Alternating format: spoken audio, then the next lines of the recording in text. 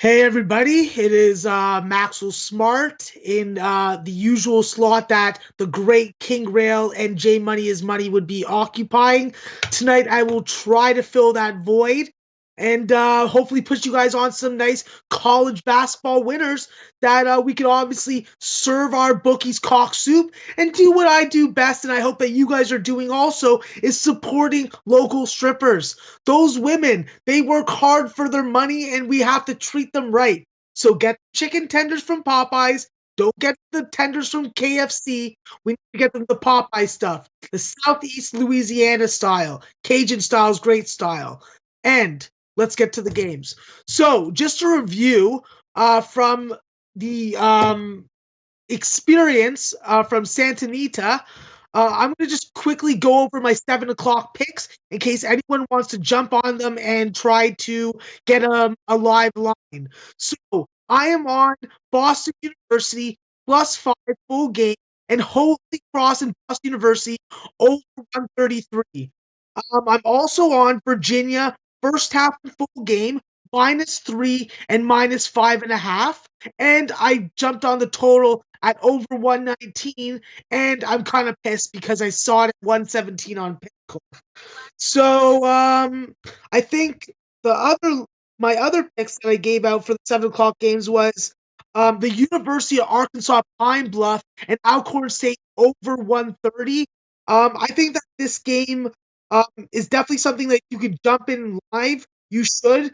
Maurice Howard's a really good three-point shooter in the conference for Alcorn. And when you have Montavious McKnight on the other side, you know that he hits 41% from three. He gets to the line and hits 70% of his free throws, and he averages 22 points. So in this, I think that both these teams are going to turn the ball over at least 15 times. That's going to turn into some easy buckets, hopefully some fast breaks that lead to some and one situations. So, and my last pick, which was also my low bag play of the day, was over 141.5 in the Eastern Washington Idaho game, and I took Idaho plus 16.5 on the spread. That pick definitely has me worried a whole bunch right now because Pinnacle's leading the way and really amping that number up. They were at 16.5. Now they're back down to 16. I ended up jumping on Eastern Washington -8.5 first half because I felt like Pinnacle was hanging a -132 and they're trying to beg me not to take it. So I ended up biting the bait like a good fish, and hopefully they toss me back in the river with some winnings that I can take to the ozone or the landing strip. All right, so moving on, let's get yeah, absolutely. Let's actually move on, and we're gonna get Teddy B in here. He's gonna have some plays on the college basketball games tonight. I'm glad that he's able to join because this is obviously my first time jumping in the big shoes of King Rail and J Money is Money, and I could always use a fellow low bagger and a quality capper like Teddy B to help me out. So whenever Teddy B's ready, bring him on in, and let's get to the 7:30 games. Okay, so bring Teddy in, and I'm going to talk about the North Carolina Central and Howard game, which is starting in about 27 minutes. So I've watched both these teams a fair bit over the last couple weeks, and when I watch North Carolina Central, I see a lot of talent. I see a lot of potential in this team.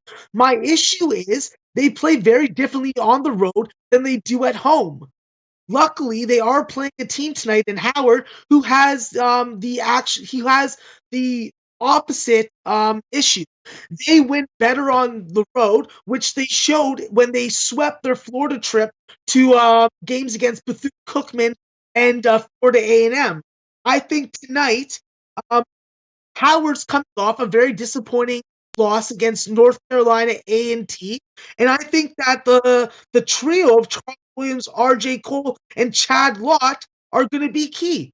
They got to get hot from three. They've been hot from three lately. This is a team that shoots 73% of the free throw, and 55% of the offense is going to come from these guys. So I think that tonight, in a good position to maybe jump on the over with this game. I think that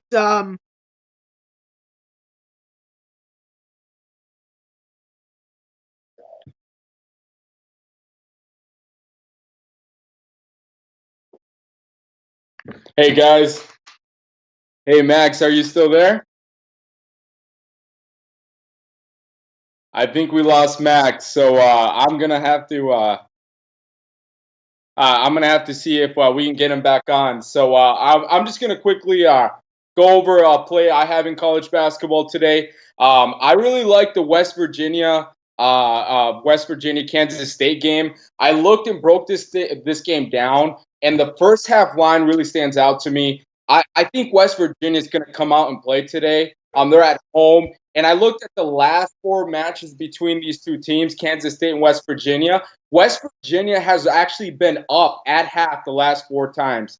I was going to ask Max about that. So when Max comes back on here, I'll go over that and see what he thinks about that game.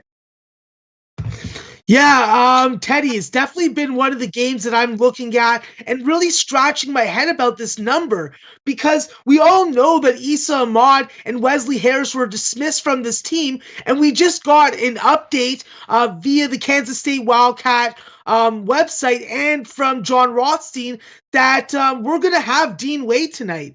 The foot is good enough for him to go, and I think that this team tonight this is a very interesting line. I think that Barry Brown is obviously going to be key. He's been playing very well over the last couple games. And now with this line movement, I'm more inclined actually to probably jump on the over 130 because I saw that it went from 134 to 130. And I think that, well, I think that's going to be a freaking good play for me. I think that I'm also going to be jumping on Kansas State first half and full game. On paper, they just should beat this West Virginia team. You have James Bolden questionable with an ankle injury, and you just don't know what you're going to get at Lamonte West and Derek Culver on a game-to-game basis. Plus, I don't trust a team that's shooting 24% from three-point range. Yeah, Max. So we did confirm, we did get confirmation that Wade is going to be playing then. Yes, he is.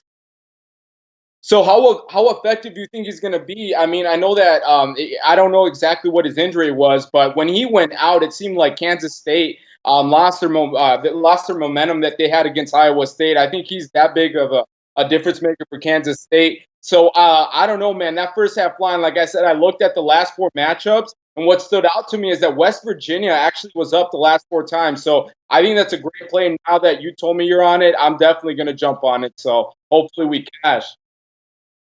Yeah, no, absolutely. Just adding on to that, the first time that these guys played against each other, Dean Wade wasn't in the lineup, and Barry Brown is the one that went off. I think that tonight, the key for keeping Kansas State in a position for us to cash and for Dean Wade not to re-injure the foot is for him just to stay within himself. He's the type of low post player that doesn't need to really jump too hard and too high to get his shot off. He has a hook shot. He has a short fadeaway that he can launch from 10 to 12 feet. And I think that it's just a matter of him being careful coming down on someone else's foot, which is how he actually injured his foot in the game against Iowa State. Right, man. And actually, I was one of those people on Kansas State. I actually thought that they would cover that 2.5, and the way Iowa just came out and shot the three, man, it was very impressive for me. But yeah, I think the first half is probably the only play I'm going to make on this game, and that's the one play that I was going to ask you about. And I'm glad that you're on it. So I mean, you can keep going off of games, man, and I'll ask questions as we go. Okay, so I got cut off in the middle of the Howard North Carolina Central game. My computer decided to be a cock soup slurping motherfucker. But this North Carolina Central team is just a different team on the road. You have to try and bypass the 2-8 ATS home record for Howard. This is a team that forces steals, they take charges, they protect the paint, and they get extra possessions. It's senior night tonight. I think that Howard, as a 2.5-point favorite, is going to be able to win and not get swept by the North Carolina schools. I am worried that Rayshawn Davis goes off because he is an inside the paint scorer.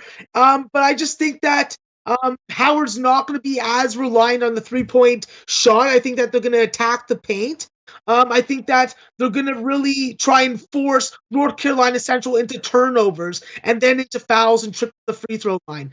Be aware that this is a top scoring defense, so I probably will be leaning towards the under in the game. But I think that this has a very good matchup for mid-major style of basketball. And if you got the ESPN Plus app or you're streaming, I think this is the game that you definitely want to watch tonight. Yeah, man. Checking on the line right now, it's actually Howard -3. So I think you got obviously the better number here. So I'll definitely look into that after the show and see if I might jump on that.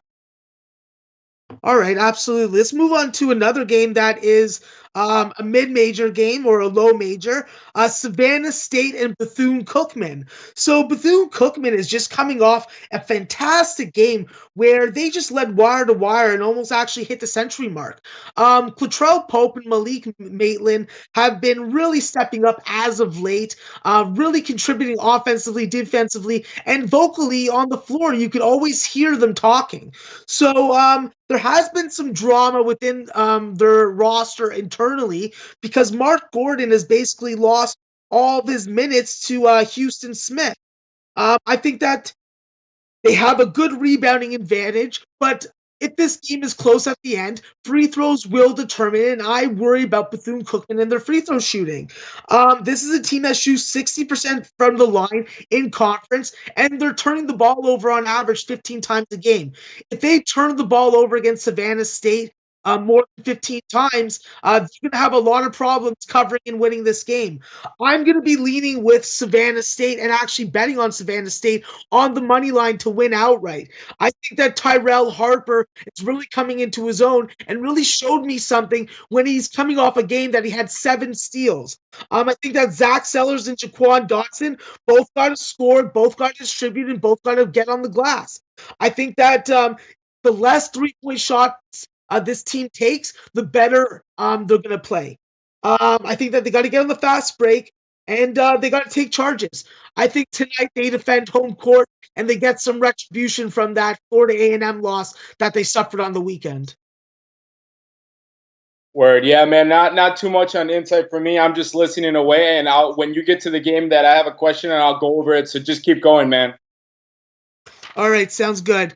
Let's speaking of Florida A&M, let's talk about Florida A&M. Florida A&M is going to South Carolina State tonight. Damani Applewhite and LaVar Harewood are ready for them. But I think that Florida A&M is the spot. I like what the line's been doing. It moved towards South Carolina State. Then I seen that Pinnacle moved it all the way to Pick'em and then back up to 1. So it makes me feel like I'm on the right spot. I got Florida A&M +2. Justin Ravenel's coming off a fantastic 24-point game. He shot the ball decently. We need another repeat performance from Isaiah Martin tonight.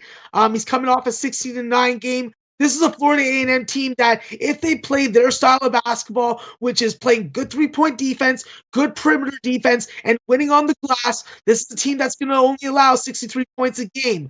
My one asterisk beside them, and is my asterisk with a lot of college basketball teams, is free throw shooting. When this team shoots 59% of free throws, I worry if the game comes down to free throws. Can they stay in it? Can they cover? Can they win outright?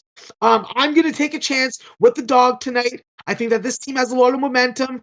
I know that South Carolina State has been decent at home, but I think that Florida A&M has an advantage tonight. I think that they're going to exploit it, and I think that they're going to cash +2 ticket. So Florida A&M +2, that's a pick for me.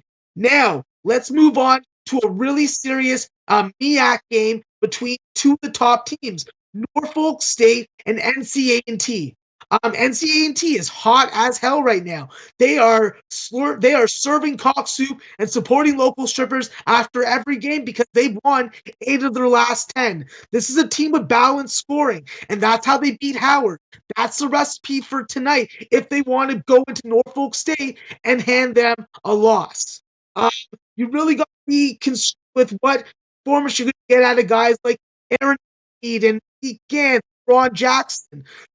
They can't just hang their hats totally on defense. They need to score against Norfolk State because let's let's take a minute and think about what Norfolk State did on the weekend. Not only did they come back when two of their three best players were not having good games, aka Stephen Whiteley and Nick Thomas, they forced overtime, won in overtime, and pushed on the spread when the line movement favored their opponent NCCU the whole day. I think that both these teams take good care of the ball, and they've both been good to their backers. They're both making money if you're betting ATS.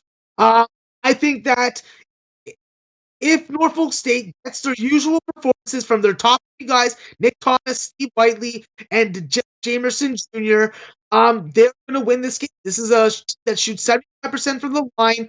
They don't fall in love with the three. They go for high percentage shots. And this is a team that I think has character.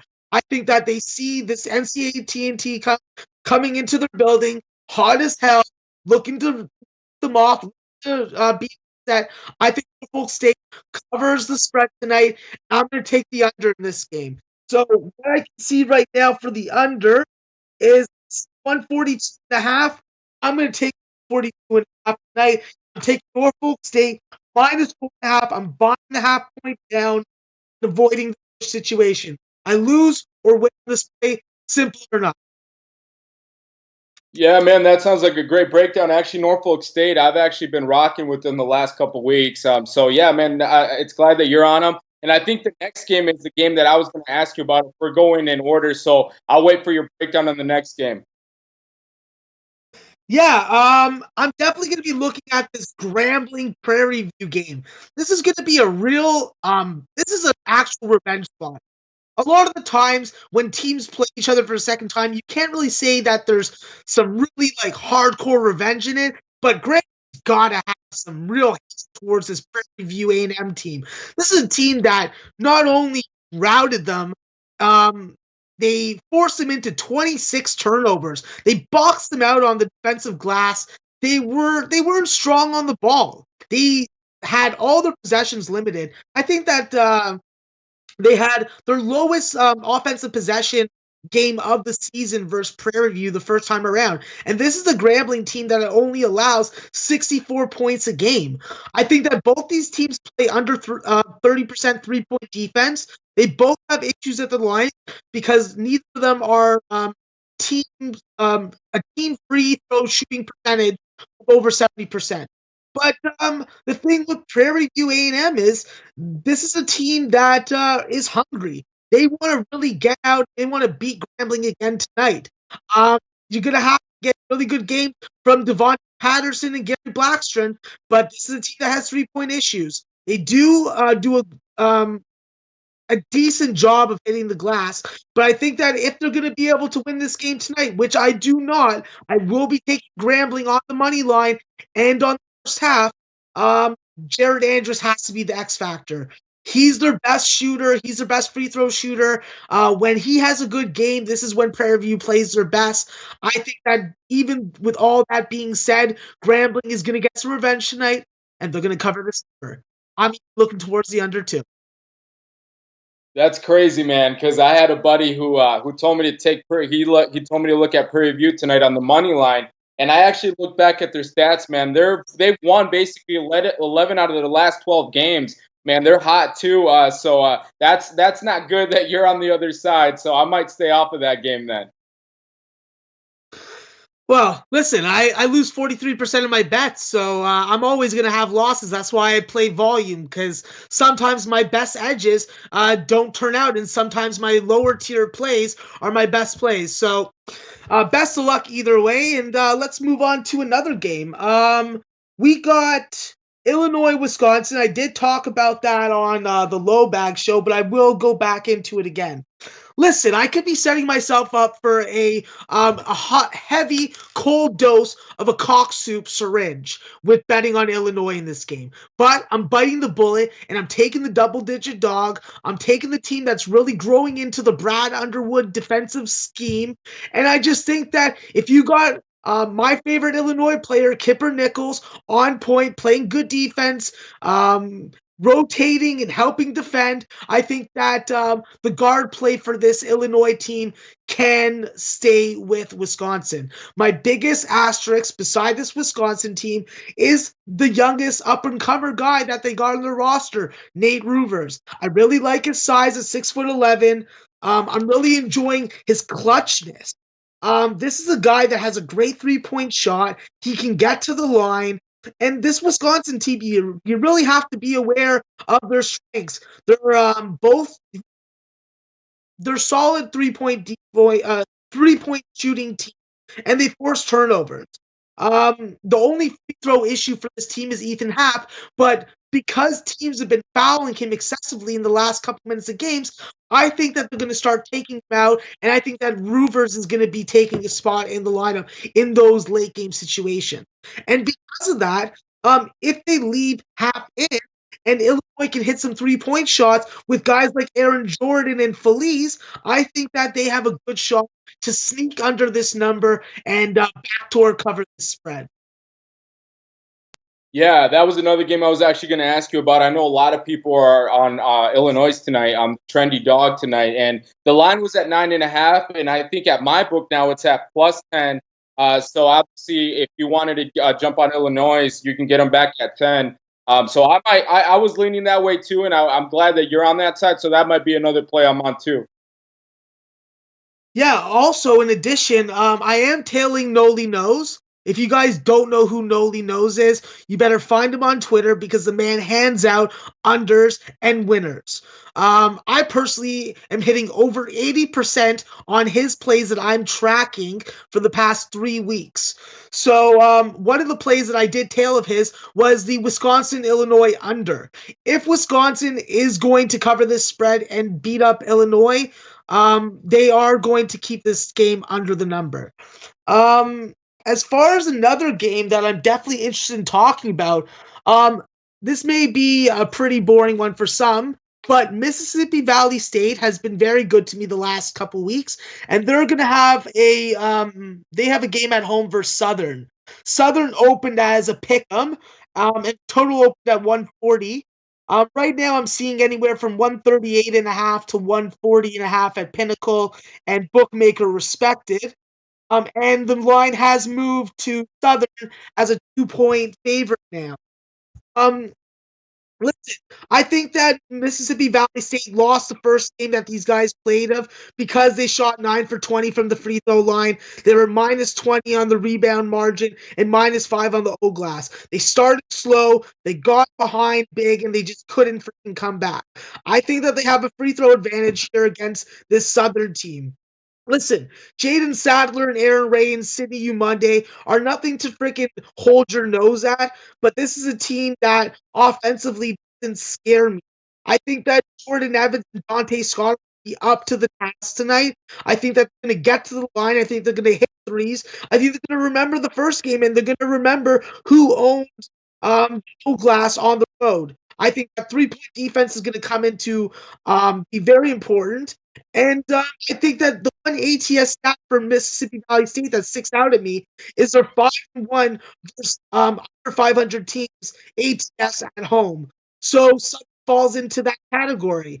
I think that I'm going to take Mississippi Valley State. I'm going to take them on the under 140.5 at Pinnacle.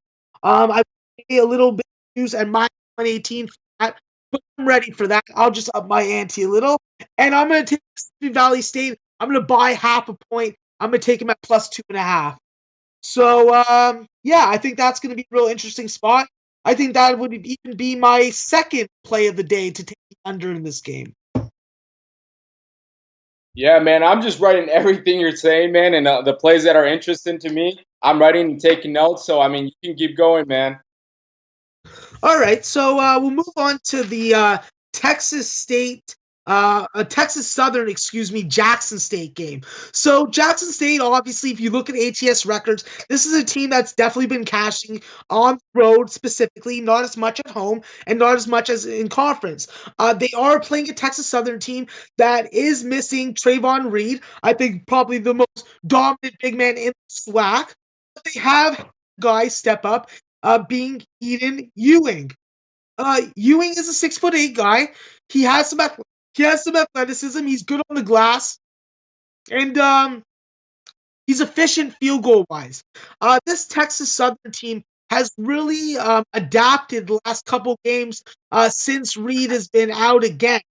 I think that Jalen Patterson needs to work his way back into the rotation because he's fallen out of favor as of late. And this is a guy that's averaging 12 points on the season. So he's capable of giving you some offense. The key for Texas Southern in this game, and if they cover, is what you're going to get out of Jeremy Combs. Jeremy Combs is the scorer leader, lead guard. He's the top dog on this team. Guys look to him for offense. When he's having a good game, it just makes it easier for other guys to get good shots and open looks. And I think Texas Southern is definitely going to have to be the spot for me on this game. At 5.5 points, it does worry me. I do see a 5 now at Pinnacle, which I'm going to jump on. It does see that everyone else 5.5. I do see a 6 at Bovada, but usually when Pinnacle leads a move, it's a sharp move. So I do have some trepidation in this, but I will take Texas Southern -5 at -107 at Pinnacle. This is a team that plays good enough 3-point defense. They're not going up against a team that shoots the 3-point particularly well, and they both have free throw issues. I think that the biggest barrier that Texas Southern needs to get over to win this game is the turnovers that they're committing. They're taking charges. They're walking into charges. I cannot stand that. That is why you have 4 other teammates on the floor to pass the ball to. So avoid the charges, avoid the unnecessary turnovers, and be aggressive on ball handlers. This is a team that you, in Jackson State, that you can force into turnovers like Chris Howell and John Charles Walker. So give me Texas Southern -5. And I'm not going to make a play on the total. All right, man. Well, is that pretty much all the games, or do we still have any more left? We still have TCU and Oklahoma State, which I haven't talked about. Let me hear what you have to say again about that, if you don't mind. Yeah, so this game was one that I was actually going to ask you for a breakdown on because I haven't made an official play on it.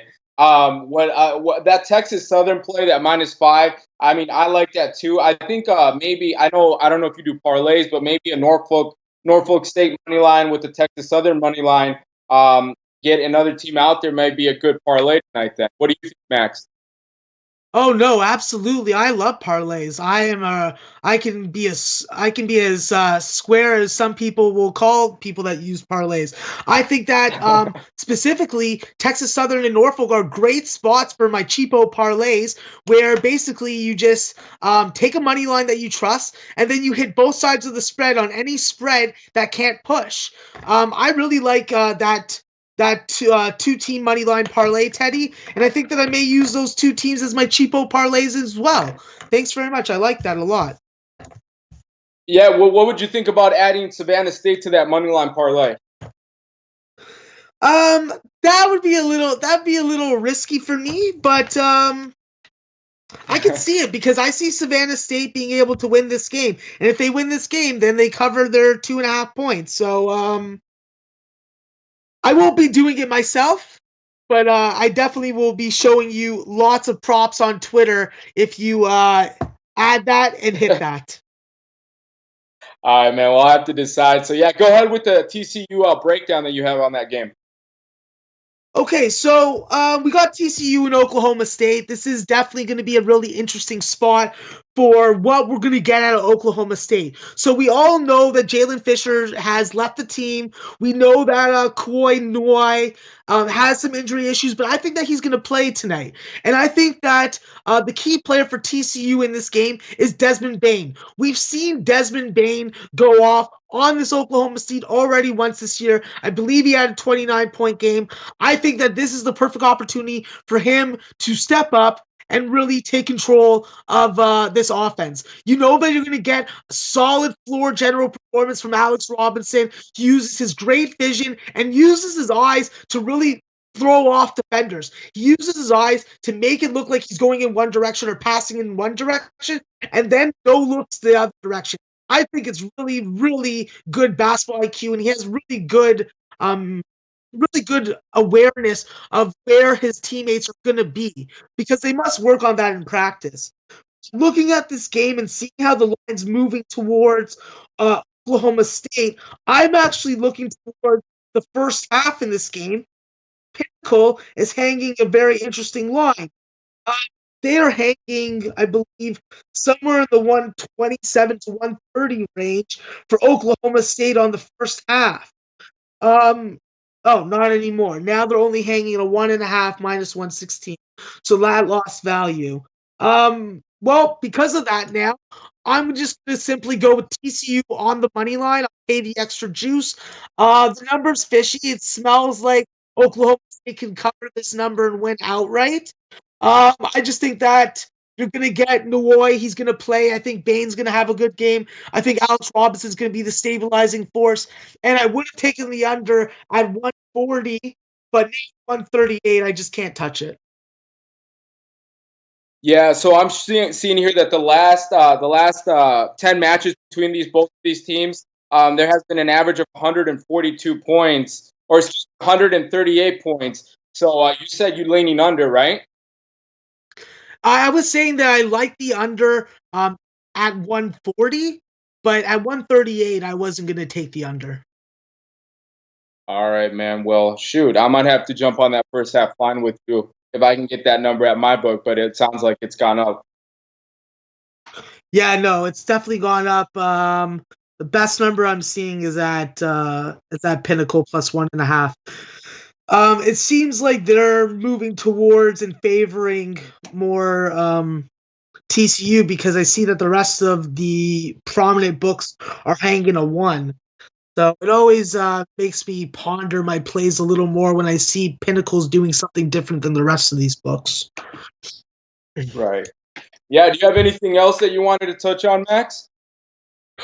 I just want to actually go through the Tuesday card and just give a couple spots to all the viewers for coming in tonight and supporting Teddy and I and SBR while the great King Rail and the magnificent J Money is on a much needed and much deserved little vacay this week. Obviously, there's going to be a lot of MAC ball tomorrow night, and I'll be looking at this Akron Bowling Green game. I think that there's going to be a lot of value on Akron because Bowling Green is a very dominant home team. So if you see a 5 or 6 on Bowling Green tomorrow, I think that you should be looking at Akron. Another game that I'm also looking at is Iona versus Quinnipiac. Iona's been terrible on the road ATS, but how is Quinnipiac going to play coming off that triple overtime game and Cam Young putting up 50 points? Well, could be a freaking letdown spot. Could be just a lack of motivation spot, and Iona may be able to sneak a road ATS win, which we've been able to fade and cash very often this year. Another game that I'm also looking at is a later game. I think that UNLV is going to go into Wyoming, and I think that they're going to lay the beat down that they should have in their last game and didn't cover the 13 points. I think that Wyoming is just a team that you just don't want to get behind. And UNLV, even though they have one of the dumbest coaches in collegiate basketball, Coach Menzies, I hope you fucking slip on a banana peel and break your ankle. I'm going to definitely suggest that people look at UNLV. They'll probably be a double-digit favorite, somewhere in the 13 to 17-point range. I think that they go into Wyoming and give them a nice can of Cock Soup Valley. That's man, Max. You and Jamie, man. I swear you guys have the same type of lingo. Speaking of Jamie, man, I'm kind of jealous that they're out in Los Angeles right now. I wish I was there having a blast with all those guys. Yeah, no, definitely. I got 5 centimeters of snow that just came down today, so it's cold as fuck. And when it's cold here, women aren't wearing short dresses and short skirts and bikini tops and all that kind of shit. So I cannot wait for summer. I cannot wait for the snow to leave. I can't wait till Jimmy comes to Toronto so that the Toronto lowbaggers can have a reunion party like the California boys are. Jealous as hell that they're having a good time, but listen, guys, we got the Cock Soup syringe. We're going to fill it up with Cock Soup tonight. We're going to sneak up upon your bookie. We're gonna jam in his neck and give him a cock stoop injection. Let's freaking support local strippers. Let's make money for ourselves, because that's what we're here to do. We're here to make money, have time, talk some shit, and let's do it again tomorrow. Let's come back. Let's cash some winners tonight. Let's nail this big card on Tuesday. Local strippers, serve cock soup, watch FBR's video content, check out Teddy B on Twitter. Teddy, tell the Kings Court Army where they can find you. Yeah, guys. So you guys can find me at TeddyB_1. And I was before we get done here, Max. I just wanted to quickly ask for your thoughts on the NBA All-Star Game, from the 3-point contest to the dunk contest to the actual game. What were your thoughts on that? Well, the only thoughts that I really had was I kept on checking my phone because I actually wasn't watching any of the games.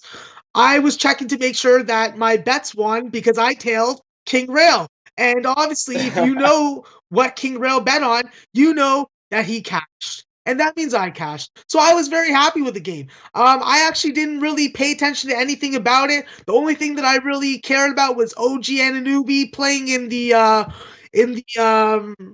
Rising Stars? Rising Stars game, yes.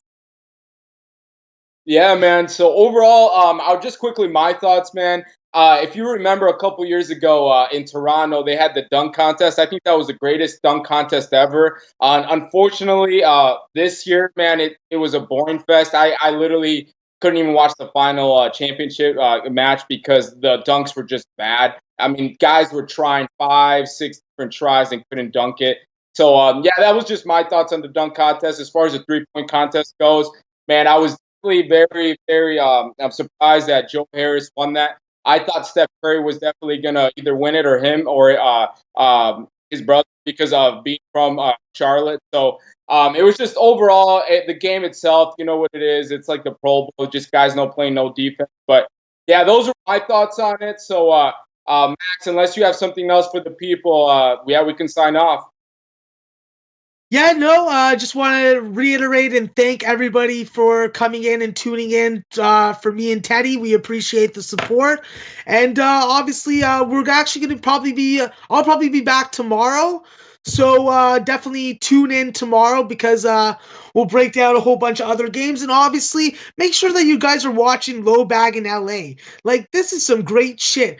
Jimmy's taking the show on the road. You're getting all these great cappers you're being introduced to. You're seeing their face. You're hearing their voices. You're getting their winners.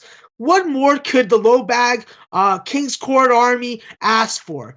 Like, we're a family. We're a team. Let's keep on winning. Let's keep on serving the books cock soup. And, of course, let's support local strippers. Thanks very much, guys. Have a great night.